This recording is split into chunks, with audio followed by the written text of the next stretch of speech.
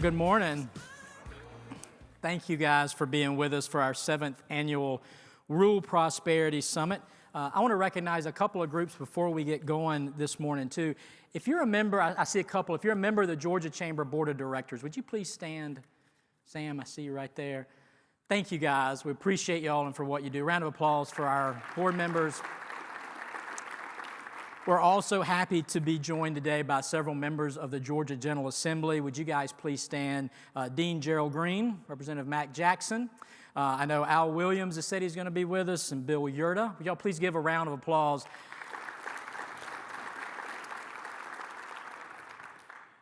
These guys make up the Rural Prosperity Council of the Georgia House, who have been our partner for 7-8 years now on all great things that we've done for rural Georgia. Guys, we appreciate you and what you do every day. Thank you from the bottom of our heart for your heart for rural Georgia. I also want to clarify one thing. How many of you were with us at Congressional Luncheon? Quite a few of you. I just want to be very clear. Yes, the governor gave me a pair of socks. Yes, President Moorhead sent me a pair of socks, but just to be clear, I'm still not going to wear socks, but I do have them in case they ask you about it later. So let's jump in and have this conversation. We're going to do this year's program a little different than we've done before. For the last 7 years, we've come and presented you with data that's looking 5, 10, and 15 years out so that you can make the right decisions about how to help your communities, your business in rural Georgia. And so while you're still going to get a lot of that future data, we thought it would be good this year to actually kind of reassess and evaluate where we are. And so I'm going to spend my time giving you, quote unquote, a state of rural Georgia. You're going to get a state of agriculture, a state of rural education, a state of rural transportation, a state of rural sustainability, and a lot of focus from state leaders about where we are today, because we think that's important to celebrate how far we've come, as well as continuing to look at the challenges that we face. And so a little bit different program, but hopefully it's meaningful for you and you get a lot out of it. So that's what we want to do. So let's talk about the state of rural Georgia. Now, when we first met 7 years ago, I got up and I shared the data.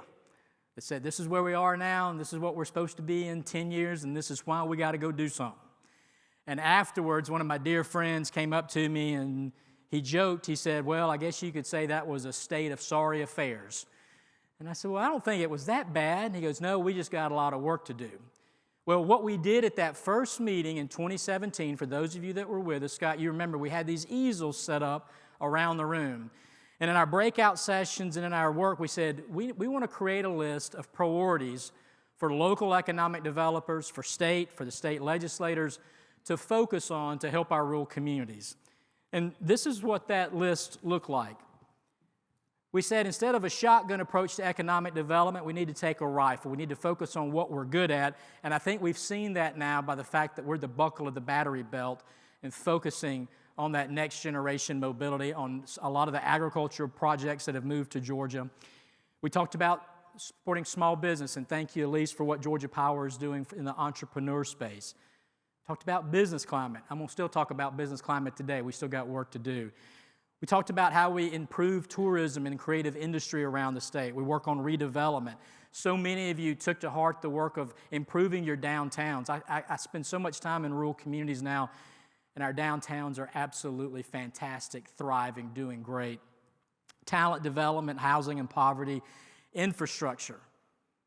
Guys, we've made so much progress on broadband internet access, and I want to thank Comcast and Windstream and AT&T and Verizon, all EMCs and all of our partners out there. When I stood before you in 2017, over 35% of rural Georgians had no access to high-speed internet.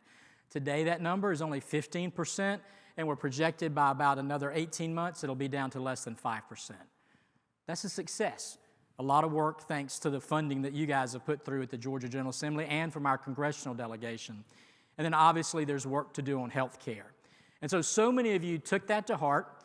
You worked on that. We've passed over 40 bills out of the Georgia General Assembly since 2017, strictly focused on helping rural communities, rural Georgia, whether it's our rural health care, tax credit, to anything else, health care, workforce, you name it. all focused on how we help grow rural Georgia. And it's nice to say that we did those things, but y'all have been around long enough to know I want to look at the data. Data tells the story. I can't make it up. And the data's showing that we're moving in the right direction. Now, our friends, where are my Department of Economic Development folks at? Raise your hand. Thank y'all, thank y'all, thank y'all for what you did. This is a slide that these next 3 slides are slides that Pat or the governor would give. Since they're not here, I'm going to give them. Michelle, is that all right? Because I think these are worth celebrating. We've now had 4.5 record years of economic development growth and announcements in Georgia. 2,100 companies have decided they're going to locate in your communities, add jobs, add investment to the tune of $90 billion that will flow through this state's economy just from construction and equipment purchases over the next 36 months. Guys, we've never had anything close. I remember, at least I've been around long enough to celebrate when we had 30 announcements in a year, and it was the biggest deal in the world. But what's remarkable about these numbers, 77% of these projects have been in your communities outside of Metro Atlanta. That's the work of economic developers at the local level with our partners at the state level. That's all great news. If you haven't heard me give my state of talent yet, then you're the 3 people in Georgia that haven't heard it. I'll give it to you later. The good news is we've created all this. The bad news is we have 200,000 jobs we have to fill, and we'll talk a little bit about that before we end today. So that's the last 4 years. If you just look at the last 12 months, record economic development in every region of the state of Georgia. Heck, if you look at below I-20, where I grew up and a lot of y'all are from, I mean, guys, you're looking at 14,000 jobs announced in a year. 14,000 a year. Look at North Georgia. I mean, you're looking at 12,000 jobs announced in a year and just in those counties. Again, unbelievable numbers, incredible. What I really love, too, is when you look at how these Morgan jokes that we can keep adding logos to this until you can't see the state of Georgia. But these major projects that bring with them 20, 30, 40 suppliers, build that network, they're happening all over the state of Georgia. I don't know why nobody here saying yay, amen, or clapping or something. Geez, I'm so used to giving you bad news. I think you're just used to it. But no, this is worth celebrating, and this is what happens when rural leadership comes together and says, we're not satisfied, we need to make a change, we need to do something different. So I celebrate all of that. And so I thought what would be interesting, as well as we're doing, how have all these economic development projects, how is this economic growth translated into a lot of the issues that we've worked on for the last 7 years? And so I went back and I really upset the staff. I said, pull up the PowerPoint from 2017 and let's update it. Let's look at those maps. Y'all remember those? They were gold and silver at the time. I said, let's compare where we were 7 years ago to where we are today. And so I want to walk through a few of those maps. Let's start with the areas where we still got a little bit of work to do, all right? So we've spent a lot of time talking about workforce development and the fact that every job of the future is going to need some type, maybe not a 4-year degree, but some type of certificate pattern there. And the good news is nationwide, we continue to add for the number of people that have had an associate's degree. In Georgia, haven't quite figured out. We're inching up a little bit in rural Georgia. We're 0.1% better than we were. But guys, this is an area of making sure our kids are going, whether it's to technical college or to university, they have to AI-proof their future. And if they don't have these skills, these degrees, they're not going to be successful long term. So we're doing better, not where we quite need to be. Another area where we've done better, but still some work to do, is in our poverty rate. As you look at these maps in 2016, all of those counties that are in blue or dark blue on your left, guys, those all had greater than 20% poverty rates. We had communities where 30% poverty rate for 18-year-olds. Look how many of our communities in 7 years have moved out of that now and have less than 20% closer to what the national average is. Do we still have pockets that need work? Absolutely. And I will tell you, like I told you 7 years ago, if you think that working on poverty is not part of your job as a rural leader, then you're wrong. You're absolutely wrong. You need to know what those numbers are in your community. Why aren't those folks working? What are their salaries? How do we connect them? How do we upskill them? How do we move them into what they need to be long-term for success? So, making progress, still got a little bit of work to do. The other thing that we've talked about 7 years ago, a lot about, were what are those targeted industries where we think really can make a difference in rural Georgia? A couple of them we've done well, a couple of them we've been steady. Let's talk about agriculture. I don't want to steal from Commissioner Tyler Harper. He'll be here next to give a state of agriculture. But what's remarkable to me is we've stayed about steady with our ag impact. Jobs have decreased a little bit, as we know ag does. The good news is as we look at ag into the future, we see about a 1% to 2% uptick for job creation, but we've got to get kids into these fields. We are still failing to convince kids that they need to go into ag science. You'll appreciate this from my UGA friends. My son was filling out his UGA application this week, and we looked through the College of Agriculture and Environmental Science, and that's where he wants to go. His generation is thinking very differently.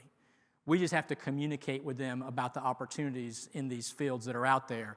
What I do love about these maps, bless you, is we do have more communities in Georgia, particularly South Georgia, that are growing and doing exactly what they want to do, but we'll save that for Tyler to talk about in a few minutes.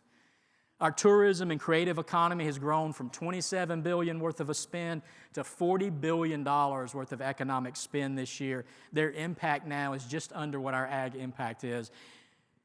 Is it where we need to be in South Georgia yet? Not quite, but we're seeing more rural communities now grow their tourism spend, invest more, and the impact is absolutely incredible.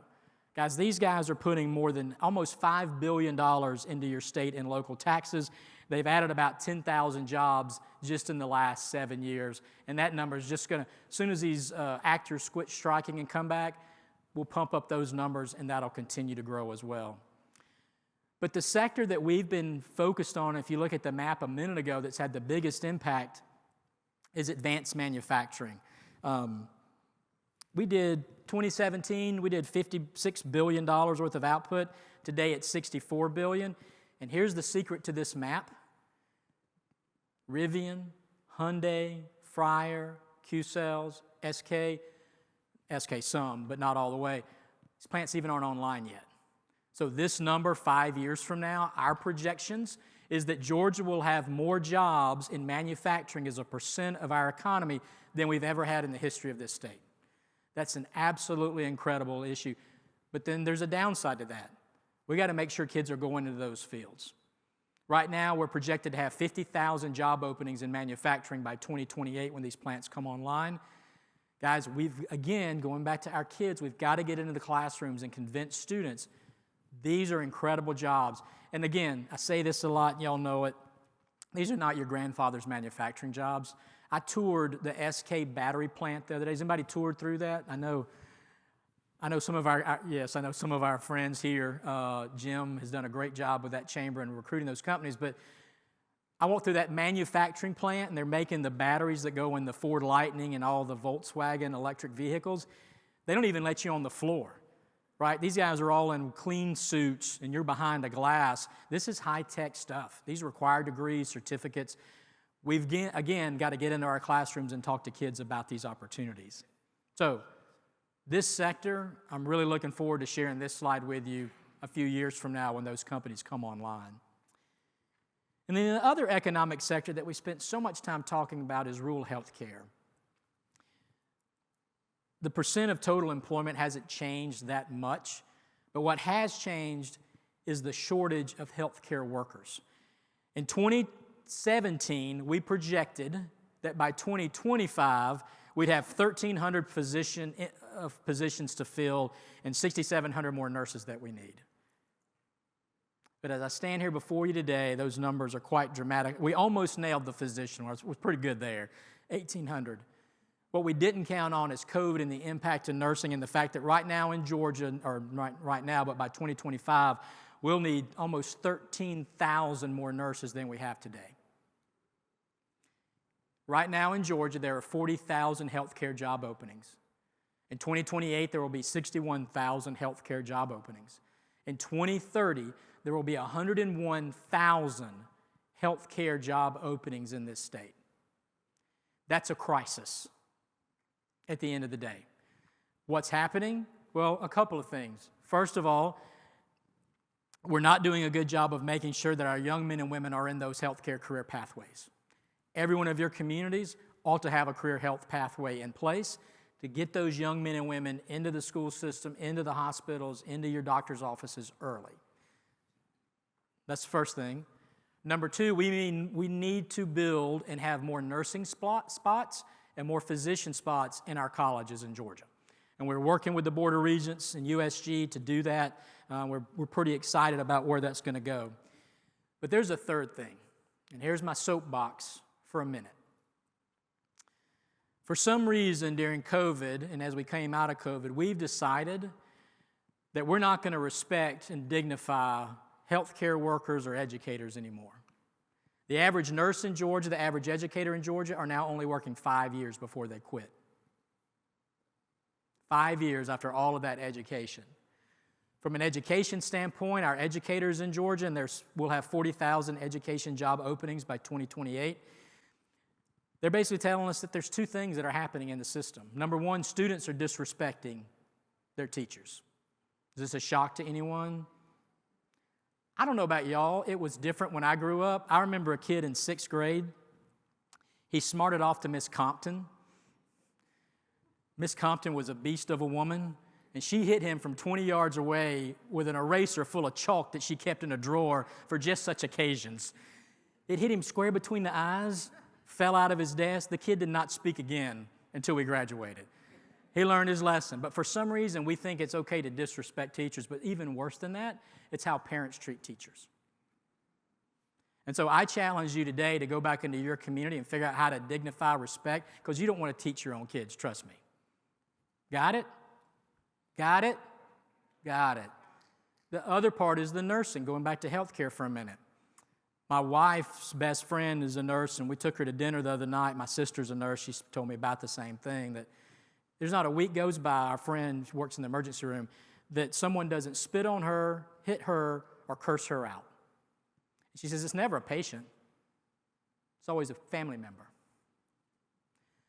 Again, if you want people to care for the baby boomers so you don't have to care for your own parents, then you have to rethink how we respect and dignify those careers that deserve respect as caregivers. So again, I think it's fine for your local hospital to have some kind of Nurse of the Year program, but as a community, you need to be recognizing those nurses too and lifting up and saying it's not okay to disrespect those folks. Got it? I'll get off the soapbox now, but we all need to hear that, and I'm going to say it in every Rotary Club in Georgia. So we've got these issues that we desperately need to deal with as we move forward. So here's where, let me give you a couple slides where I am thrilled to look at the data. One of the things that we spent a lot of time in 2016, 17, 18 was talking about rural population and the fact that all the data showed that people were leaving our rural communities and moving to the big city, right? COVID, for all the bad that it did, I think it did something good too. Look at what we projected. How many white counties are up there that we projected would lose population by 2030 versus where we stand today, and how many rural communities have rebounded and are attracting and are keeping young men and women in their communities? Isn't that number incredible? I mean, that map is just, to me, just such a dramatic, and as we build out these suppliers and these other networks, this will continue to change, I think, into the next couple of years. This is another slide absolutely worth celebrating, that we're finding folks that are willing to move back or stay in those rural communities. And here's the crazy thing about Zoomers. Where are my Zoomer parents in the room? They have a higher propensity to be in a rural community or in a suburban community than in those larger cities. And so how are you doing it? How are you working? Which we've continued to talk about and we'll continue to talk about it. That's the general population. What about those young men and women, right? Here's your workforce, those aged 18 to 34. I actually projected in 2016 that we were going to lose about 0.4%. Today, we're going to grow that critical group by over 6%. Rural Georgia has had the highest growth of those Zoomers and young millennials coming back and staying in their communities. Y'all, that number is absolute. That's a dramatic change. And again, it's a map, figure, statistic worth celebrating all day long. I don't think you really get it because you're not as excited as I feel you should be about this. Geez, it's a tough crowd. Man, organized said I'm giving them good news. I thought it'd be easier today, but okay. So what about, we've said this, all of our economic developers, Michelle, you say it 1,000 times, it's not about location, location, location, it's about talent, talent, talent. So if these young men and women are going back to those rural communities, has that translated into job growth? Here's our map from 2017. From 2010 to 2015, the counties in white lost jobs. Rural Georgia only had a 3.1% job growth. Guys, from 2016 till today, rural Georgia's had almost a 13% job growth. There's not one county on there that has lost jobs from 2016 to 2023. Unbelievable. Finally, thank you finally y'all catched on.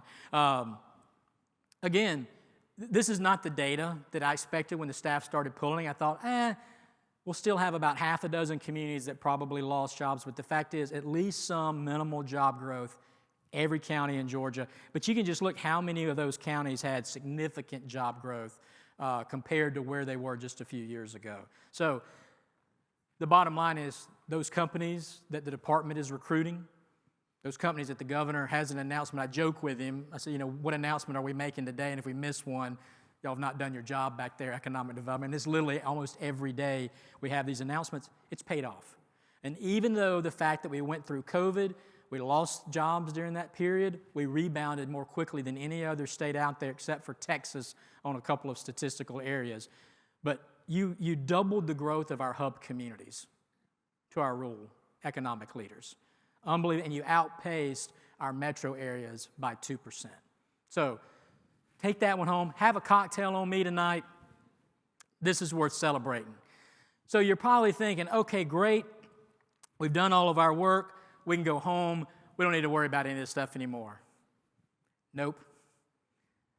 Because we're serving hard, that we have to continue to care and realize that economies change, jobs change, work changes.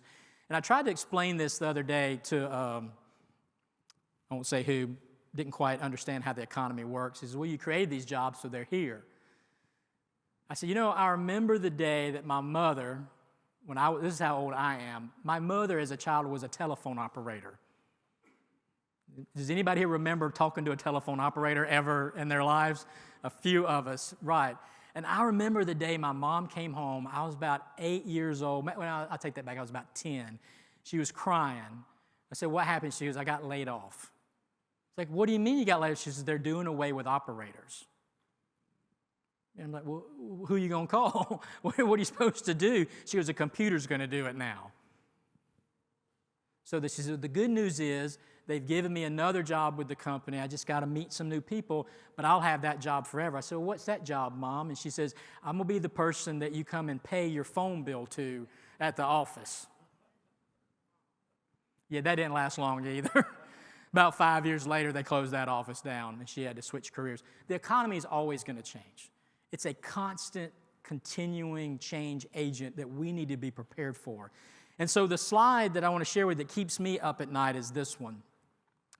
As well as we've done economically, here's what our friends at McKinsey tell us right now, that the counties in blue over the next 7 years will see job growth. The counties in red, if we don't act, could see job loss primarily from artificial intelligence, okay, which we'll talk more about it in just a moment.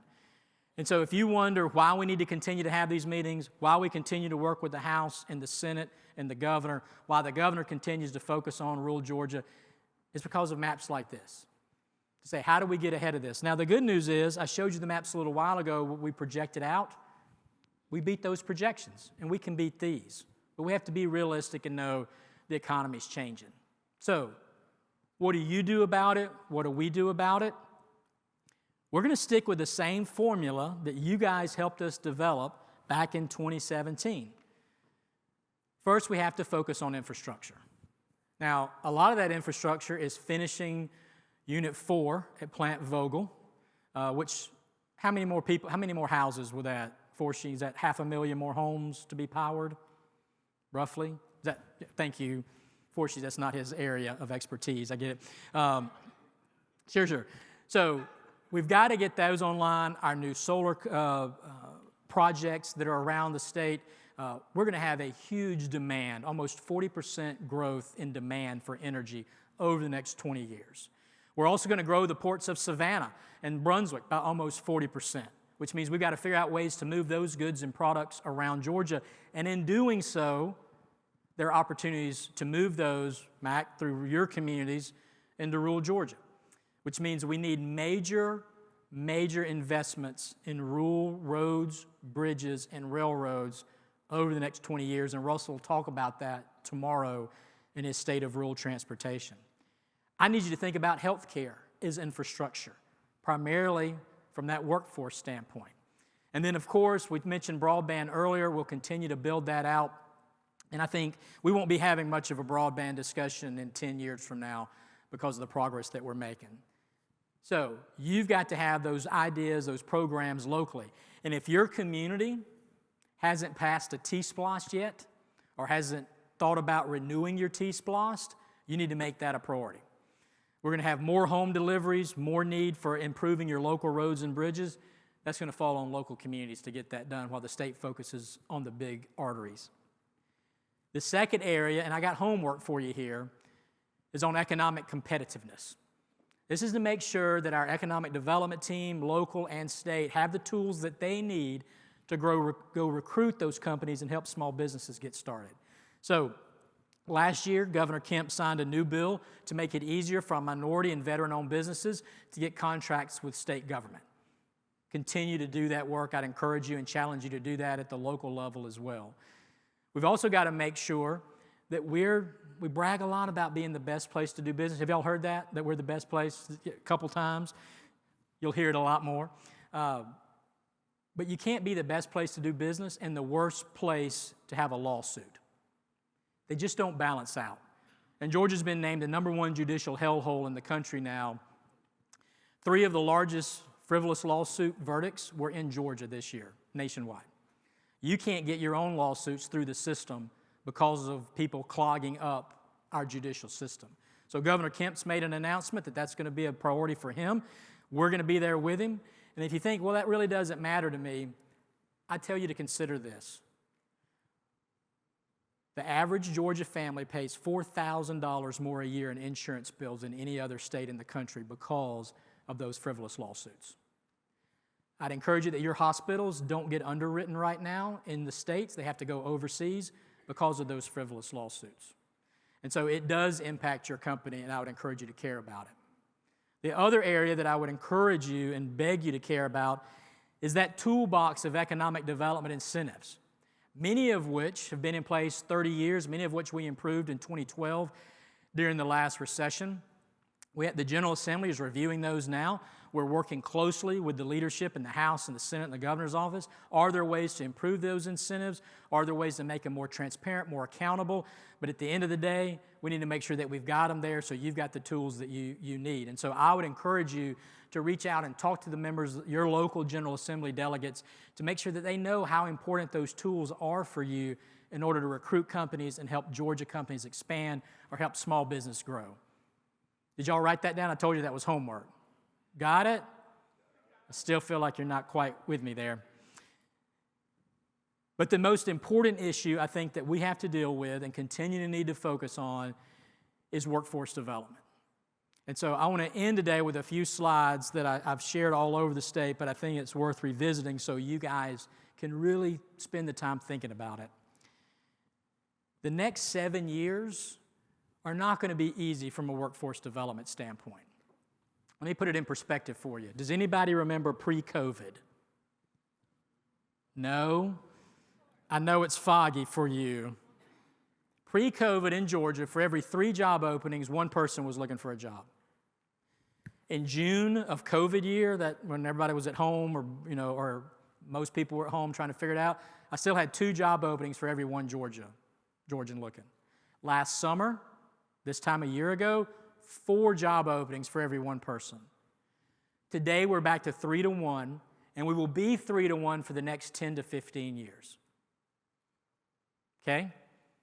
I'm going to wear you out on workforce development speeches for the next 7 years. For strategies, Bronwyn's going to talk a few minutes about the great work that they're doing to help us address this in K through 12. This is a big, big issue. And so what you need to understand is what's going to happen over the next 7 years. First of all, your workforce in Georgia is going to drastically change. Do I have any Zoomers in the room? No, only the ones I hired. Where are my millennials? Oh, God bless you. Yep, thank you. We will all work for you in the near future. Be kind to us Gen Xers. We've been kind to you. You're ready for millennials to be in the workplace. You know them. You've been training your whole life to make them successful. What you're not ready for is Generation Z. By 2028, 41% of Georgia's workforce will be millennials, but 31% will be Gen Z. And trust me, you're not ready for them. They need to be coached differently, managed differently, different career goals, paths, things that matter to them. But also, they're the most diverse generation in history. And so by 2028, 58% of all available workers in Georgia will be females. If we don't fix child care and senior care, it's going to be awfully hard for them to come into the workforce.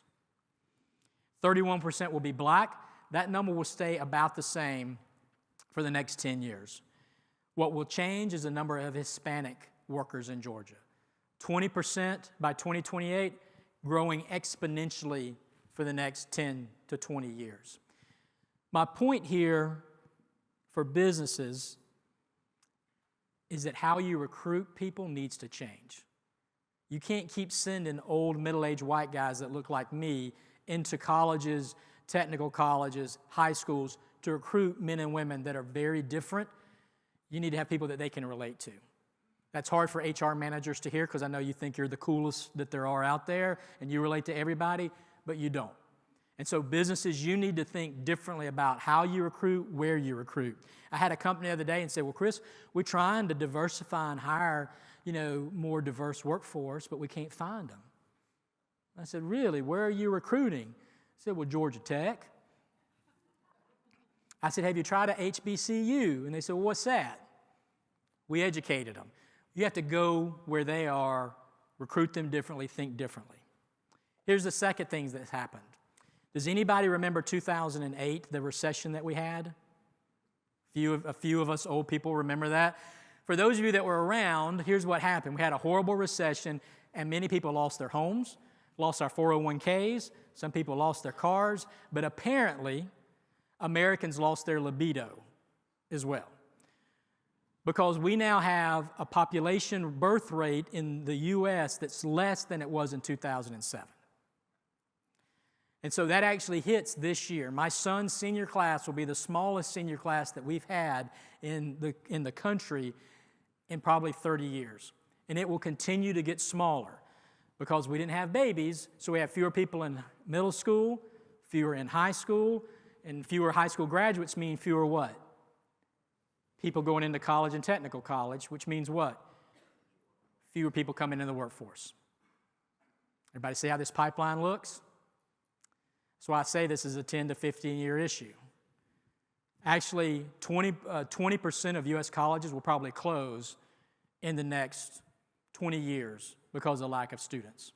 Mainly small ones. We've already had, I think, something like 50 close in the U.S. in the last couple of years. That changes. So that's the second thing. Where are my baby boomers in the room? You guys had a great ride. It's been awesome.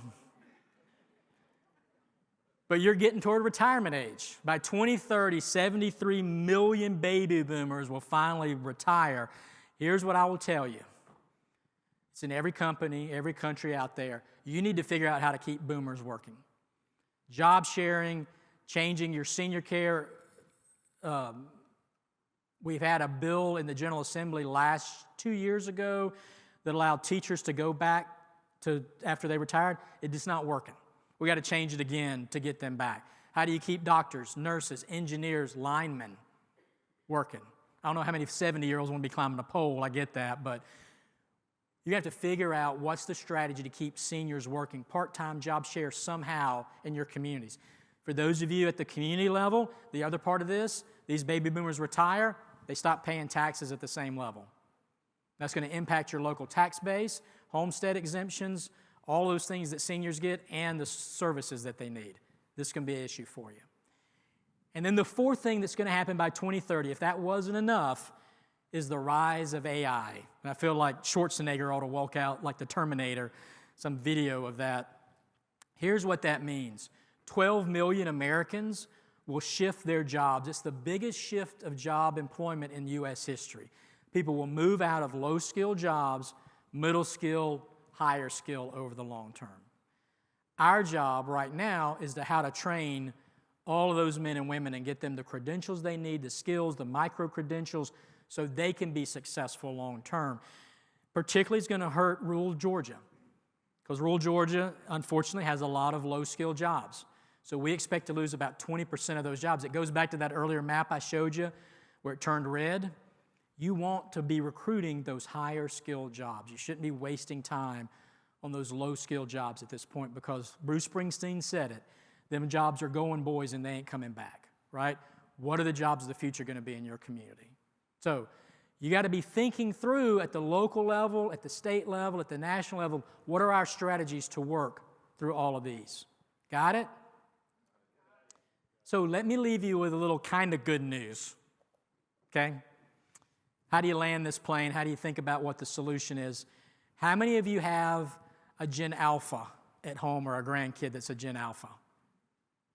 So a Gen Alpha are kids, all right, Jason, I know you do. These are kids born between 2010 and 2025. So now raise your hand. You have a kid that? Okay. Thank you. And it's hard for grandparents, I get it. I was with my nephew last night. He said, Grandma called me and asked me my birthday. I said, okay, great. Did you tell her? He goes, yeah, it hurt my feelings that she forgot. And I said, okay. I said, and he was born in 2001. He's a Zoomer. And I said, well, what did she say? She goes, she kept telling me I was born in 2009. I was like, it's okay. It's Grandma. We know. Grandparents just figure it out a little bit, spend some time on it. But here's what we know about Gen Alpha. Good news, bad news. Good news, they're going to get to college around 2030. Bad news, they're still going to be in college come 2040, 2045, right? It was going to take a while. They're not going to be in college for 14 years, but the generation. They will start entering the workforce in 2035. That's why I tell you, you need to think about this as a 10-year issue. But the tail end of them won't be into the workforce until 2045. I do worry about their ability to buy a house. Research now shows that this generation probably will be in their late 40s before they can afford a home. That's not going to grow generational wealth. That's why we have to work on workforce housing. That's the good news. Here's the bad news. Silent generation, baby boomers, millennials, Gen Xers, Gen Zers, all five of those generations, Americans helped birth the majority of those generations. I told you a little while ago, you guys quit having babies in 2008. So this generation, Alphas, will be primarily born in India, China, Nigeria, Indonesia, Malaysia. America's barely in the top 10. Nigeria will have a larger population than America by 2040. So, two things we need to do then. Number one, we need to reform immigration in a real way. We need to stop demonizing people that don't look like us or think like us, because here's a little news to think about on your way home. 24% of all American nurses are immigrants. There's your caregivers. The second thing we've got to do is start thinking differently about the alphas that you did give birth to. And I do appreciate those of you that did your part there. So what do we know about them so that we can make sure that their careers are AI-proof and they're going into the career fields that matter in your communities? First of all, we know that they're hyper-connected. Kid in front of me at the grocery store 3 days ago had an iPad in one hand and an iPhone in the other hand. I don't know how he did both of them, but it was amazing. But they have an attention span about this long. So much Generation Z. They're extremely independent, but they have no socialization skills whatsoever. We locked them away for 2 years, didn't let them go play with their friends. We've messed up. Messed up. The one that I worry about the most is they're a very visual generation because of all the screen time that they get, but they have no creativity. You say, well, I don't understand that. What was your favorite toy growing up that you got for Christmas? Somebody? What? Tinker Toys? How old are you, Morgan? For the love of everything holy. Nintendo, wrong generation. Legos. Oh, for the love of Barbie dolls. Can we leave the Barbie movie and stuff? Jeez. Red Ryder BB gun. There you go, Mac. I love that. No, I had a guy the other day said, the box that it came in. I was like, well, all right. But no, all of those toys you had, you created your own worlds, right? That you use your hands, you use your creativity. Today we give everything to kids already pre-built. That's going to hurt our entrepreneurship in the future. So we need programs like Flex and Fitzgerald that we're doing all over Georgia now to get kids reinterested. And then obviously they're a very technological generation, but they're going to have significant mental health issues like Gen Z. And you need to be, all of us, and me included, we need to move beyond saying rub some dirt on it. It sucks for everybody. These are real concerns. I've had so many parents come and talk to us about what their own teenagers are going through. President of a college told me the other day that her biggest issue with this year's freshman class was she didn't have enough mental health staff to help her students. She had students that literally could not leave the dorm room. They were so anxiety-ridden about first day of class. So we need to take those things seriously.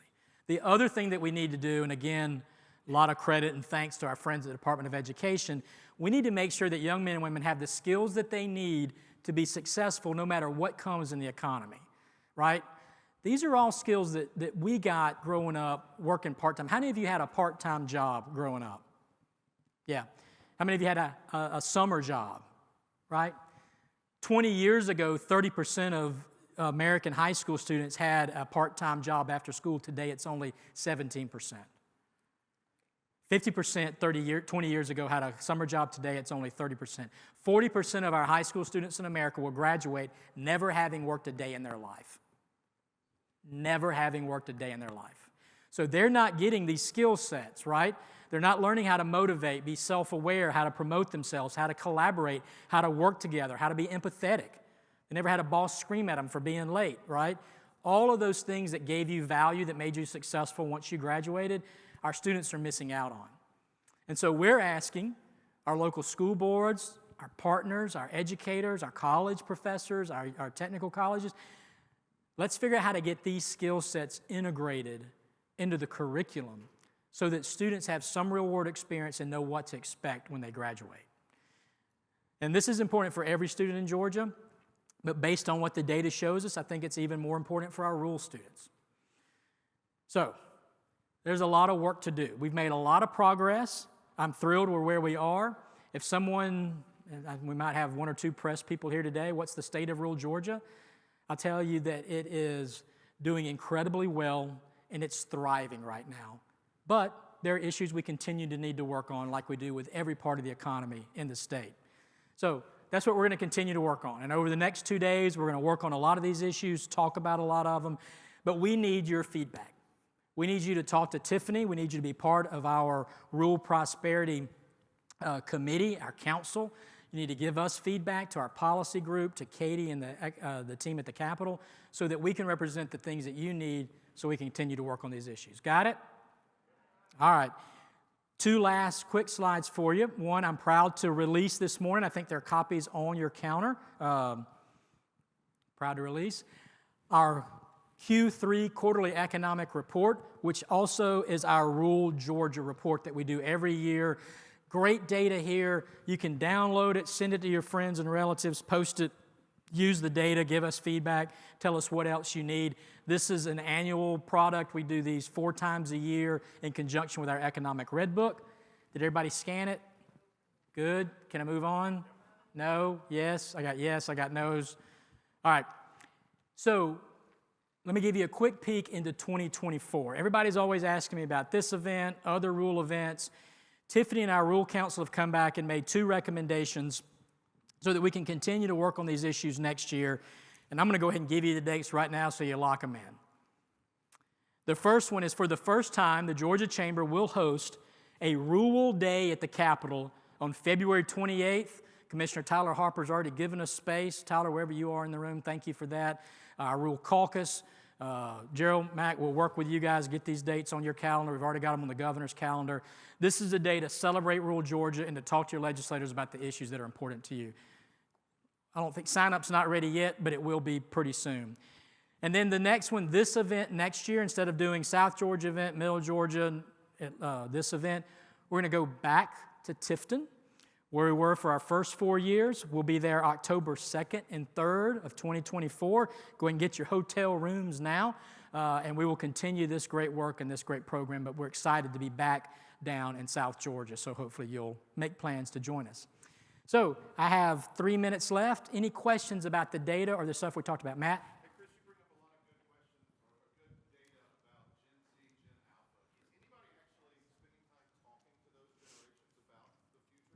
Yeah, and listen, and this is my whole other talk that I do when I go around the state.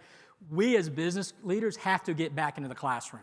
Our educators can only do so much, and Lord knows they're overburdened and they're doing everything we ask them to do. But at the end of the day, superintendents that I talk to tell me, I never see the business people coming in here. What do they need us to do is the next question. They need mentors. You need to mentor these young men and women. They desperately need that. But number two, we need folks to help them get up to speed on their reading levels by 3rd and 4th, 5th grade. So we need the tutors in the classroom. But the third thing is you need to go in and talk about the career opportunities that exist in your companies in those communities. I did this talk with talent up in North Georgia, and these 2 young girls came up to me afterwards, best friends forever. They were holding each other's arms, and they said, "This was great, Mr. Chris. You changed our career path." I said, "Oh, cool. Great. Did my work today." I said, what changed? And she said, "Well, we're going to be nurses." I was like, "Thank goodness. That's so great." She goes, "But we were going to North Carolina to college. We've already got enrolled in North Carolina." They were seniors. She goes, "But we're going to change and go to somewhere in Georgia now." And I said, "Well, why were you going to North Carolina?" She goes, "Because we read on TikTok an article that said North Carolina needed nurses. And our parents or our teachers, nobody had ever talked about the demand." And I said, "Well, surely our hospital administrators have come and talked to you." She said, "No, sir." So we've got to go talk to our own kids about what the opportunities are, not just expect teachers to do it, or heaven forbid, expect TikTok or YouTube to do it. One more question? Are we good? This was a great group. So we've got a great program, a lot of great opportunities going on, and I think I'm supposed to sit down and let Sydney come up. Who's next? Sydney coming up? Yes? Oh, there's a video first. Thank y'all for being here. Thank you for what you do. God bless you.